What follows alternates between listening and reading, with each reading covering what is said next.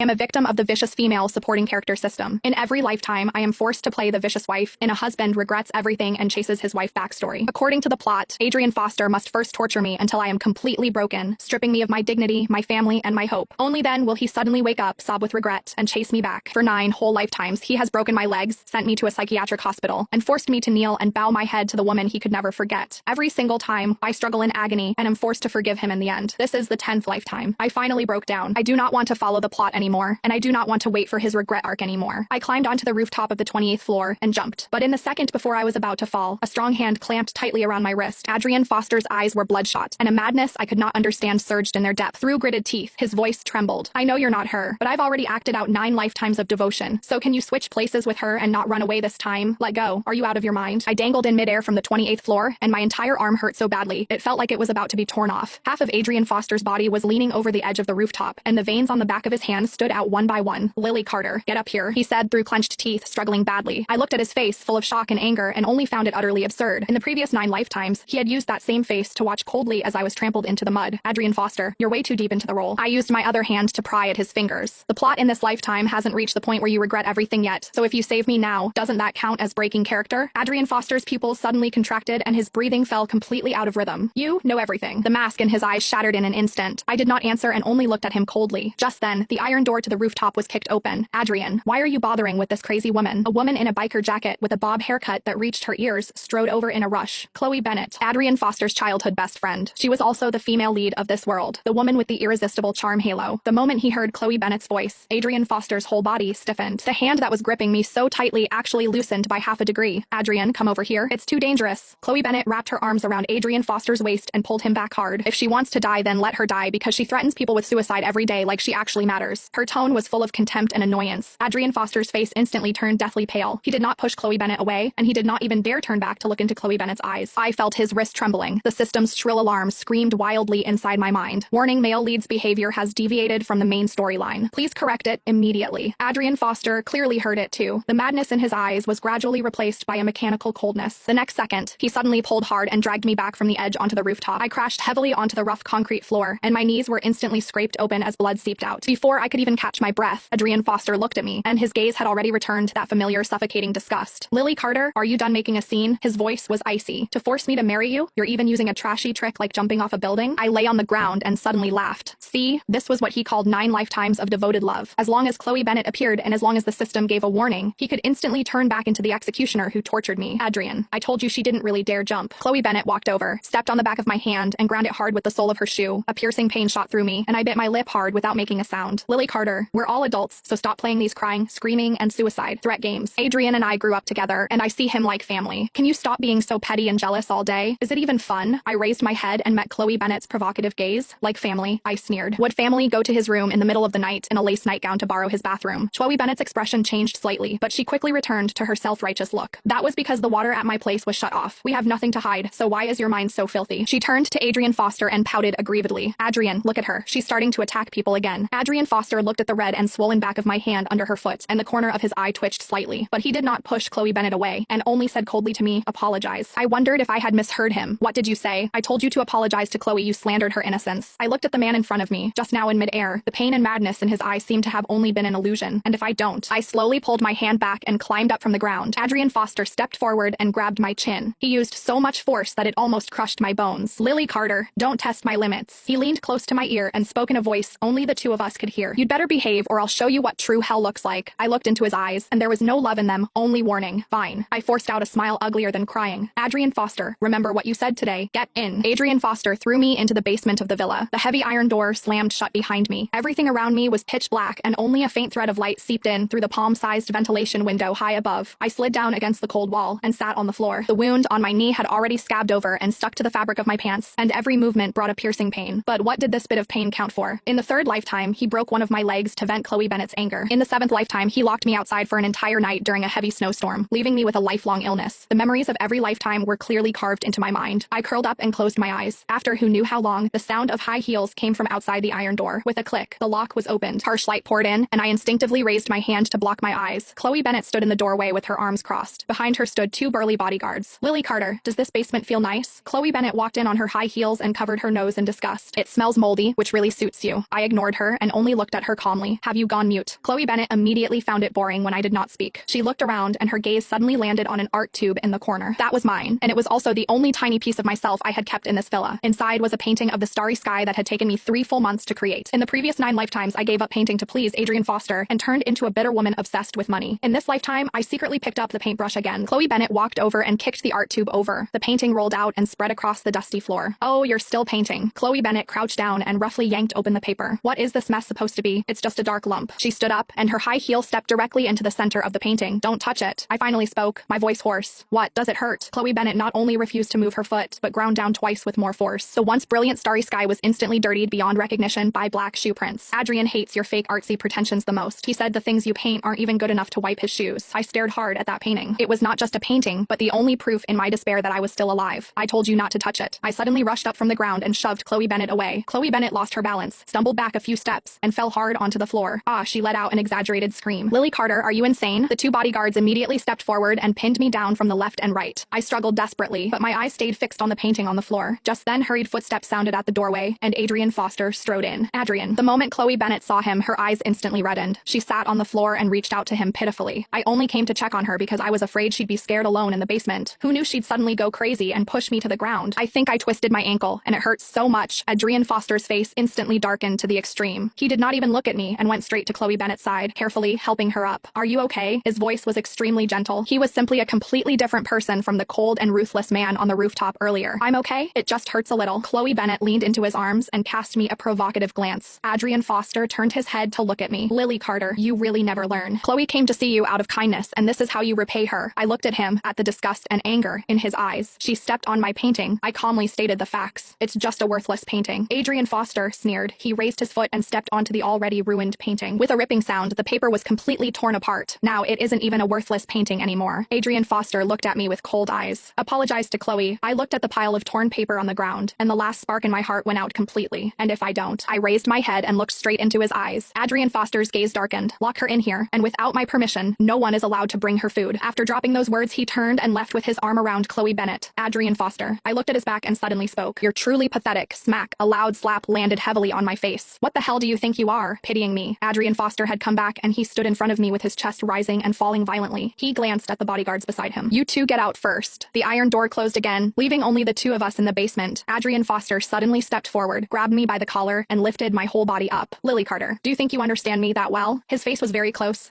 enough that I could see the bloodshot veins filling his eyes. Do you think a few vague little comments can get my attention? I was forced to tilt my head up and look at the face so close to mine. I wasn't trying to get your attention. I spat out a mouthful of bloody saliva. I just think you're like a dog chained by the system. Adrian Foster's fingers instantly tightened, choking me until I could barely breathe. You're asking to die, he said through gritted teeth, but I did not miss the trace of panic that flashed through his eyes. You stopped paying for my brother's medical treatment. I spoke with difficulty. Half an hour ago, the hospital called and said that if the bill wasn't paid, they would stop my brother's targeted therapy. Adrian Foster's movements paused slightly. That's your own fault, he said coldly. Who told you to touch Chloe? Touch her. I laughed softly, laughing so hard tears almost came out. Adrian Foster, do you dare say you didn't know she never twisted her ankle? Do you dare say you didn't know how she crushed the only little bit of hope I had? Adrian Foster fell silent. He loosened his hand and let me fall to the ground. So what? He looked down at me from above without a trace of warmth in his tone. As long as she's happy, what does it matter if she crushes a few of your paintings? I looked at him and my heart turned cold. This was the level 2 abuse point, and he had precisely grabbed hold of my greatest weakness. How much money do you want? I closed my eyes and hid the despair in them. I only want you to kneel and admit your mistake to Chloe. Adrian Foster's voice sounded above my head. As long as you kneel and say you were wrong, I'll have someone send your brother's medical fees over immediately. Kneel. In the previous lifetimes, I had knelt before this man for all kinds of reasons. I knelt until my knees bled, and I knelt until I had no dignity left. I opened my eyes and slowly climbed up, then my knees bent, and I knelt heavily on the cold concrete floor. I was wrong. I shouldn't have pushed Miss Bennet, and I shouldn't have made her unhappy. The basement was deathly silent, and Adrian Foster did not speak. I could even feel his gaze falling on me, carrying some kind of scorching heat. Not enough. After who knew how long, he finally spoke. I want you to bow your head to the floor. My fingers clenched suddenly, and my nails sank deep into my palms, drawing blood. I took a deep breath, bent down, and pressed my forehead to the cold floor. Miss Bennet, I'm sorry. 1, 2, 3. Each time I bowed, I could hear the sound of my dignity shattering, but I did not stop, because for my brother, I could endure anything. Just as I was about to bow for the 4th time, Adrian Foster suddenly crouched down, grabbed my hair, and forced me to raise my head. His gaze was extremely complicated. There was anger, pain, and even a trace of pity. Lily Carter. He leaned close to my ear, his voice so low it was almost inaudible. Do you think I would use such a low-level method to force you? I froze. The corner of Adrian Foster's mouth curved into a strange arc. Your brother's medicine. Last night, I already replaced it with glucose.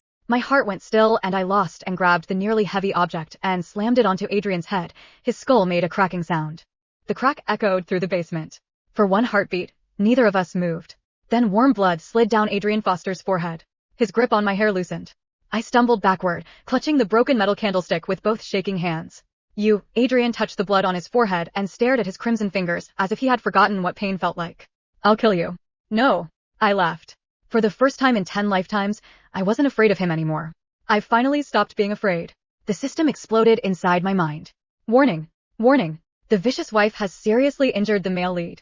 Plot deviation 41%. Punishment beginning. A pain like thousands of needles pierced every nerve in my body. Blood trickled from my nose. My knees buckled. Even so, I refused to let go of the weapon. Adrian should have been furious. Instead, he rushed forward and caught me before I collapsed. Lily. The panic in his voice was real. Too real. He ignored the blood running down his own face and held me tightly. The punishment, he whispered hoarsely. It's punishing you again. Again? My eyes narrowed. You really do remember. He closed his eyes. All 10 lives. Silence. Even the system seemed to pause. I remembered everything after the 9th reset. His voice sounded exhausted. I remember every time I broke your legs. I remember locking you outside. I remember sending you to the psychiatric hospital. I remember watching you kneel. Every single time. His hands trembled violently. And every time I tried to stop, his pupils suddenly became unfocused. A mechanical voice, identical to the one in my head, echoed through the room. Male lead detected attempting plot resistance. Correction executing. Adrian's expression instantly froze. His fingers tightened around my throat against his own will. No. He struggled desperately. No, stop. His arm kept moving. His own hand was choking me. Veins bulged across his forehead. I don't want to. His other hand desperately tried to pry his fingers away. He was literally fighting himself. The sight was horrifying. The system wasn't merely controlling him. It was possessing him. You see, he gasped painfully. I never had a choice. I stared at him. Then I remembered something. The rooftop. The hesitation. The basement. The strange pity in his eyes. The sentence. So can you switch places with her this time? He hadn't been talking nonsense. He had been begging me. Because for 9 lifetimes, he had been conscious inside his own body while something else used him like a puppet. My heart trembled. Not with forgiveness. Never forgiveness. Only horror. The mechanical voice rang out once more. Host Adrian Foster has revealed forbidden information. Memory wipe commencing. Adrian's eyes widened. No. He suddenly shoved me away with all his strength. Run. Boom. He smashed his own head against the concrete wall. Blood sprayed everywhere. The impact interrupted whatever was controlling him for a split second. His body staggered. Run, Lily. He screamed so loudly that his voice cracked. Get your brother. Leave this city. Don't ever let the system. His sentence stopped abruptly. His eyes became empty. Emotionless. Like a switch had been flipped. When he looked at me again, there was only icy hatred. Lily Carter. His voice was flat. You assaulted me. He calmly wiped the blood from his forehead. Guards. The basement door burst open. The bodyguards rushed inside. Lock her up. He didn't even glance at me. 3 days. No food. No water. He walked away without looking back. Only as he reached the doorway. 1 drop of blood, or perhaps 1 tear, fell silently onto the floor. Then he disappeared. Inside my mind, the system spoke cheerfully. Congratulations. The male lead's correction has been completed successfully. Next abuse event scheduled in 48 hours. Content. Your brother's death. For the first time, the system had told me the future. And this time, I would be waiting for it. Not to cry, but to kill whoever tried to make it happen. 48 hours. That was all I had. The system believed I would spend those 2 days weeping in this basement. It was wrong. I slowly stood up. My wrists were tied behind my back with thick plastic restraints, but after 10 lifetimes, I knew every inch of this place. In the 6th lifetime, I had tried to escape. In the 8th, I had hidden here for 3 days after Adrian hunted me through the villa. Every crack in the wall. Every loose brick. Every rusted pipe. I remembered them all. I walked to the northwest corner and kicked the lowest brick. Once. Twice. The 3rd kick loosened it. Behind it was a jagged piece of broken steel. I smiled. So it's still here. The system immediately sounded the alarm. Warning. Host is attempting to escape. Correction commencing. A violent migraine exploded inside my skull. Blood dripped from my ears. I nearly blacked out. But I forced myself to stay conscious. If pain is all you've got. I gritted my teeth and sawed the restraints against the rusty metal. Then make it hurt. Snap. The restraints broke. The system screamed. Major plot deviation. At that exact moment. Bang. The basement door burst open. Adrian strode in alone. The fresh bandage around his forehead was already stained red. His eyes immediately landed on my free hands. For a long moment, neither of us spoke. Then his expression became cold again. So you escaped. He stepped closer. I underestimated you. I quietly hid the broken steel behind my sleeve. You came alone. I don't need anyone else. He stopped 2 meters away. I've already transferred your brother to another hospital. My heart skipped. What? The previous hospital no longer has him. A chill ran down my spine. Where is he? You don't deserve to know. The system chimed happily. Excellent. Male lead has advanced the abuse storyline. Reward issued. Adrian's jaw clenched. For a split second, pain flashed through his eyes. Then it disappeared. I finally understood. Whenever the system rewarded him, it strengthened its control. You're not taking me to him, I said quietly. No. You're using him as bait. Yes. I laughed. You've gotten lazy. His brows furrowed. In the first lifetime you at least pretended to negotiate. In the fourth you forged medical reports. In the seventh you poisoned him slowly. This time you skipped straight to kidnapping. Adrian froze. You don't even have original ideas anymore. For the first time, his expression cracked. Not because I insulted him. Because every example I gave was true. Things he remembered doing. Things he could never erase. Suddenly, clap, clap, clap. Someone applauded outside the basement. Wonderful. A woman's amused voice echoed down the stairs. I've watched 9 lifetimes of this. This 10th one is by far the most entertaining. The basement door opened wider. Chloe Bennett walked in. But this time, she wasn't wearing her usual smug smile. She was smiling far too calmly. Far too knowingly. She looked at me first. Then at Adrian. Finally she sighed. You two finally figured it out. My blood ran cold. What did you say? She chuckled. You think you're the only ones who remember? Silence. Then she smiled wider. I remember every reset. The basement became deathly quiet. I remember every time Adrian killed you. I remember every time you forgave him. I remember every ending. She tilted her head. And, do you know the funniest part? She looked straight into my eyes. I've never been the heroine. A blue screen suddenly appeared behind her. Unlike mine. Unlike Adrian's. It floated openly in the air. Administrator authority confirmed. Supervisor Unit 03, Chloe Bennett. Simulation cycle 10 of 10. Final observation phase beginning. Adrian's face lost all color. No. Chloe smiled gently. Yes. She raised one finger. Then snapped. The entire basement. The walls. The floor. Even the ceiling. Flickered like a glitched computer screen. And for the first time in 10 lifetimes, the world itself began falling apart. The concrete dissolved into grids of blue light. The ceiling peeled away like layers of paper. The villa. The basement. Even the blood on Adrian's forehead. Everything flickered between reality and strings of glowing code. The system's voice, usually cold and mechanical, became frantic. Critical error. Administrator has entered the scenario without authorization. Requesting central control. The message cut off. Chloe Bennett smiled. You've relied on that thing for too long. She waved a hand. The translucent system panel hovering before me shattered into thousands of glowing fragments. For the first time in 10 lifetimes, the voice in my head disappeared. The silence was deafening. I blinked. It's gone. For the moment, Chloe corrected. It'll reboot. I stared at her. Why? If you're an administrator, why torture us for 10 lifetimes? She laughed softly. Torture? You think this was designed to torture you? She looked almost disappointed. It was designed to measure you. I frowned. Measure what? Before she could answer, Adrian suddenly lunged. Not at me. At Chloe. His fist shot toward her face with terrifying speed. I don't care who you are. You end this now. Chloe didn't dodge. She simply looked at him. His fist stopped less than an inch from her nose. Not because he wanted to stop. Because he couldn't move. His entire body froze in place. Administrator authority.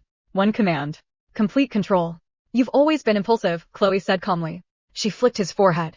Adrian was hurled backward as though struck by a truck. He crashed through 3 flickering walls before slamming into the far end of the basement.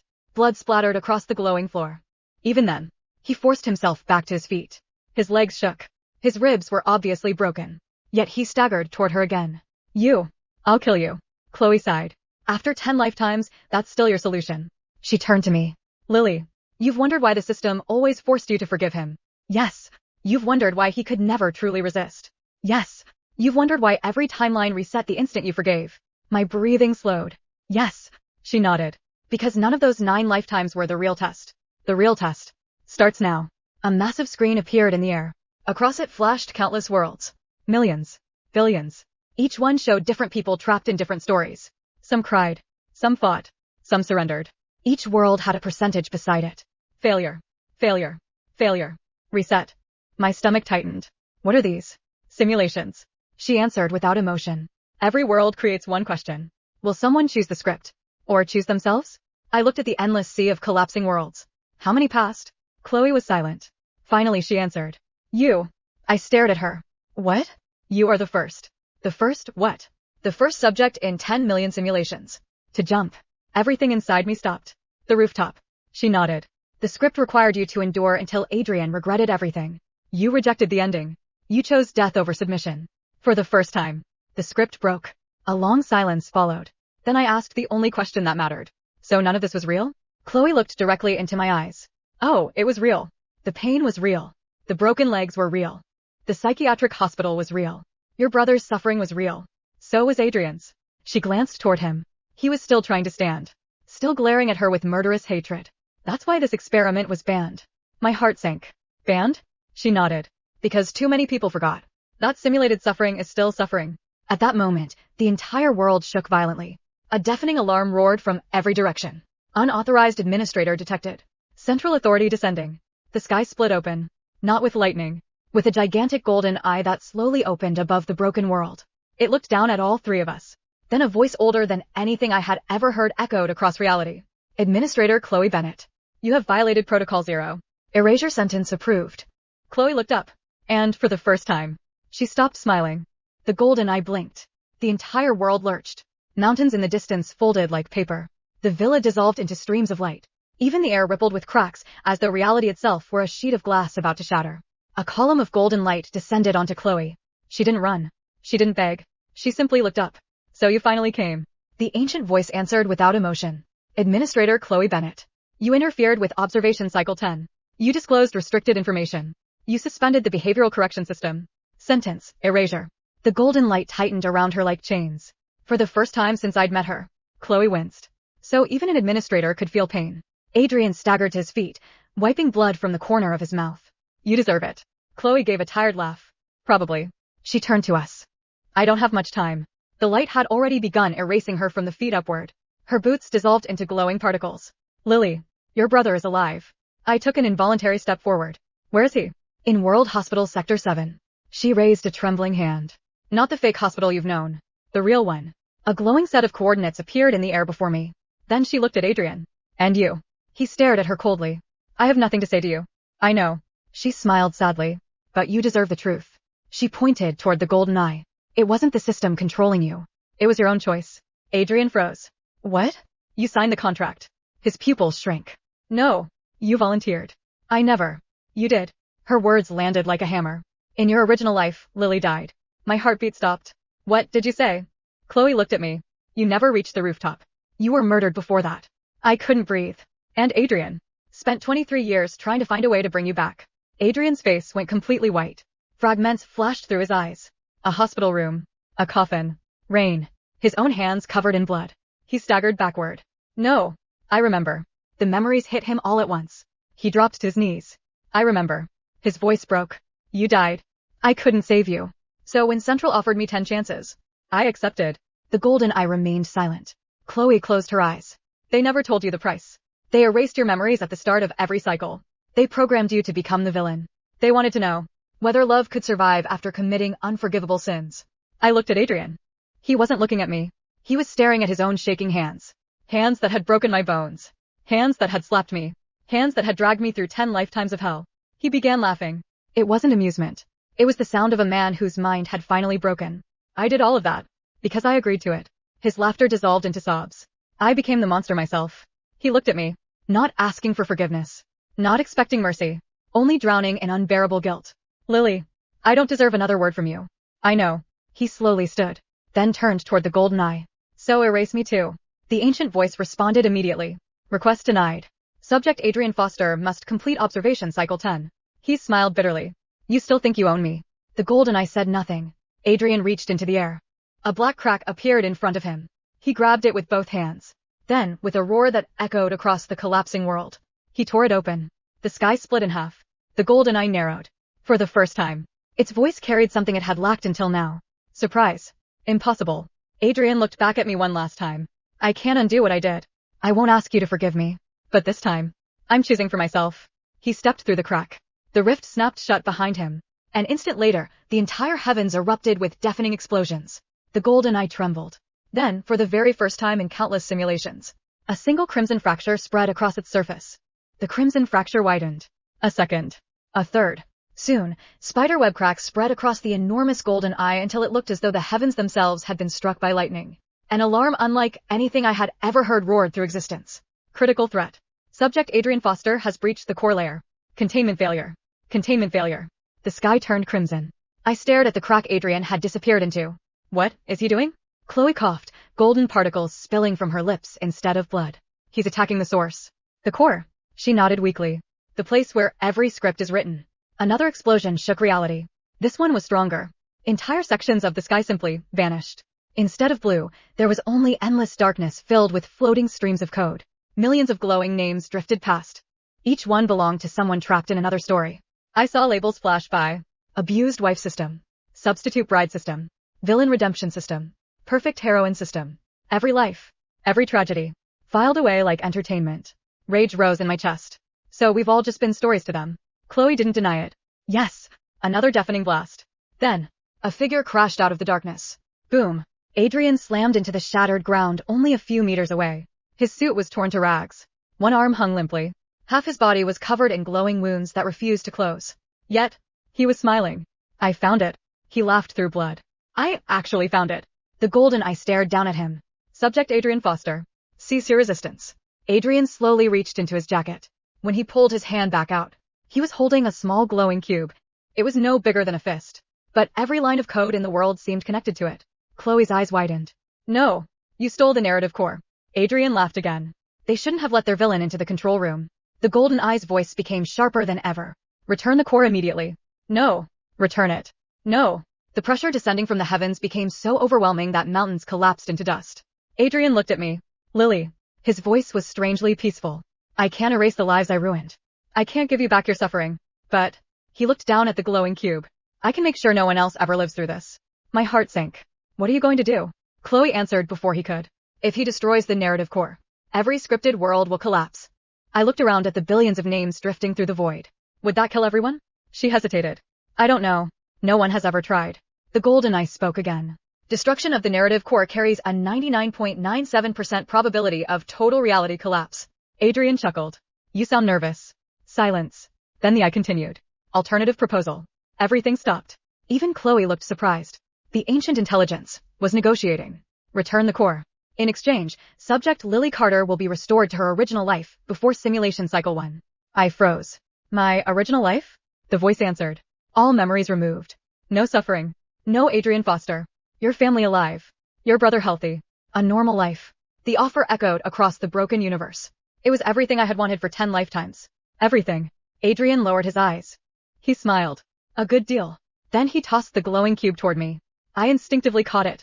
The moment my fingers touched it, memories that didn't belong to the simulations flooded into my mind. A sunny afternoon. My parents laughing. My little brother chasing me with paint on his hands. A young man named Adrian smiling shyly as he handed me a sketchbook.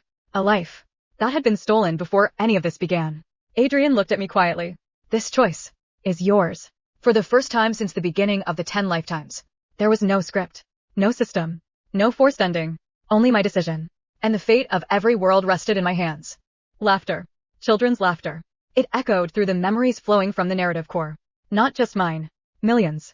Billions. Every person trapped inside a scripted world had memories outside the stories. Parents. Friends. Dreams. Lives. They were not characters. They were people. I closed my fingers around the glowing cube. The golden eye spoke one last time. Make your decision. Restore your own life. Or risk all existence. I looked at Adrian. He stood there covered in blood, no longer the untouchable CEO, no longer the villain the system had created. Just a broken man. He never asked me to forgive him. He never asked me to save him. That was enough. I finally understand. I smiled faintly. I spent 10 lifetimes trying to survive. But this ending, I'm choosing it for myself. I raised the narrative core above my head. Then I whispered, no one gets to write our lives anymore. Crack. A tiny fracture appeared on the cube. The golden eye screamed. Not with anger. With fear. Stop. Crack. Another fracture spread. The billions of glowing names surrounding us began shining brighter. People inside countless worlds looked up at the same time, as if waking from a dream. Adrian slowly smiled. So this is freedom. I nodded. Then I smashed the narrative core onto the ground with all my strength. Boom. Light swallowed everything. The golden eye shattered into countless fragments. The systems. The scripts. The forced romances. The endless abuse cycles. Every simulation collapsed at once. For one terrifying instant. Nothing existed. Then, I opened my eyes. Warm sunlight fell across my face. I was sitting beneath a tree in a city park. A sketchbook rested on my lap. My hands were clean. No scars. No bruises. No broken fingers. Nearby, my younger brother ran toward me, waving 2 ice cream cones. Sis, hurry before they melt. I stared at him. Healthy. Laughing. Alive. Tears quietly rolled down my face. He frowned. Why are you crying? I smiled through them. I just had the longest nightmare. He grinned. Then it's over. It is now. Years passed. I became a painter. Not because someone allowed me to, because I wanted to. My paintings filled galleries across the country. Every canvas carried the same tiny signature hidden somewhere among the stars. Freedom. One rainy afternoon after an exhibition, I noticed a man standing silently before my newest painting. A stranger. He wore an ordinary shirt. There was a faint scar crossing his forehead. He looked at the star-filled sky I had painted for a very long time. Without turning around, he quietly said, I always thought you'd paint the stars better than I ever could. My heart skipped. He finally looked back. It was Adrian. Not a CEO. Not a villain. Just another man living an ordinary life. We stood there in silence. The memories were gone. Almost all of them. Only a strange familiarity remained between us. He smiled politely. I feel like we've met before. I smiled back. Maybe. He nodded. I hope, whoever I was. He hesitated. I hope I became someone decent. I looked at the rain outside the gallery. Then back at him. I think that's up to the person you choose to be today. He smiled, lighter this time. You're right. He left. Neither of us followed. Neither of us looked back. Some stories don't end with love. Some end with freedom. And for Lily Carter. After 10 lifetimes of living according to